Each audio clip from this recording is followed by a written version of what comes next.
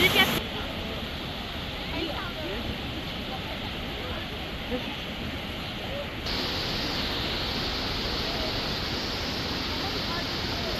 Kardeşine bakacağım takip edin. Kardeşini göreceğim.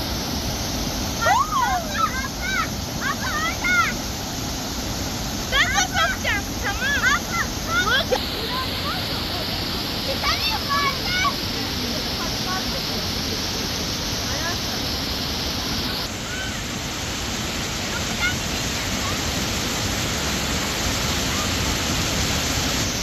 Bayramla birlikte memleketimizde bulunan Derebağ Şelalesi'ne geldik.